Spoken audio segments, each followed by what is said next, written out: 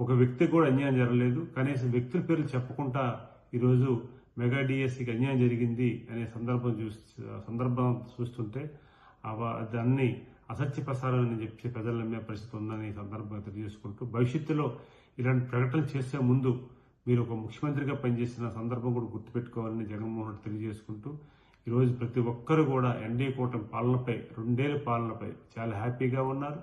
విద్యా విధానం వ్యవస్థ అద్భుతంగా నడుస్తుంది. ఈరోజు ఉపాధ్యాయ వర్గాలే చెప్తున్నారు, గతంలో జగన్మోహన్ రెడ్డి మాకు బ్రాందీ షాపుల్లో, మద్యం షాపుల్లో మాకు క్యూలో పెట్టి మాకు మమ్మల్ని విధులు నిర్వహించిన పరిస్థితి వచ్చితే ఈరోజు విద్యా విధానం ద్వారా లోకేష్ గారు కానీ, ముఖ్యమంత్రి గారు కానీ, ఉప ముఖ్యమంత్రి గారు కానీ ఈరోజు మాకు గౌరవాన్ని ఇస్తున్నారు, చాలా రెస్పెక్ట్ ఇస్తున్నారు. విద్యా విధానం చాలా బాగుంది. ప్రైవేట్ స్కూళ్ళు ప్రైవేట్ స్కూళ్ళతో పాటు ప్రభుత్వ స్కూళ్ళు ధీటుగా పనిచేస్తున్నాయని చెప్పడం ఆనందంగా ఉంది. మనం చూసాం 10th క్లాస్ ఇంటర్మీడియట్ రిజల్ట్లో